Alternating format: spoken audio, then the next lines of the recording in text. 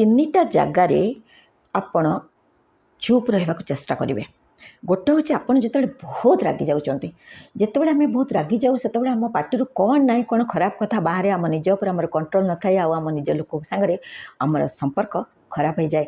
ରାଗ ଥଣ୍ଡା ହେଲା ପରେ ଆଉ ଯେତେ ଭୁଲ ମାଗିଲେ ଯାହା କଲେ ବି ସେ ଜିନିଷ ଆଉ ଫେରେନି। ଯେଉଁ ଜାଗାରେ ଆପଣଙ୍କର ଭ୍ୟାଲୁ ରହୁନି, ଓର୍ଥ ରହୁନି, ଆପଣଙ୍କ କଥା କେହି ଶୁଣୁନାହାନ୍ତି, ବହୁତ ସାରା ଲୋକ ବସିଛନ୍ତି, ସେଇ ଜାଗାରେ ଆପଣ ଚୁପ୍ ରହିବେ।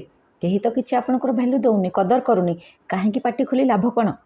ଥାର୍ଡ଼ କଥା ହେଉଛି ଯେଉଁଠି ବହୁତ ସାରା ଲୋକ ଗ୍ୟାଦରିଂ ହୋଇଛନ୍ତି, ମିଟିଂ ହେଇଛି, କେହି ଅଭିଯୋଗ କରିବାକୁ ଆସିଛନ୍ତି ଆପଣଙ୍କ ପାଖକୁ, ଲୋକମାନେ କିଛି କହିବାକୁ ଆସିଛନ୍ତି, ସେତେବେଳେ ଆପଣ ଚୁପ୍ ହେଇକି ସେମାନଙ୍କ କଥା ଶୁଣିବେ।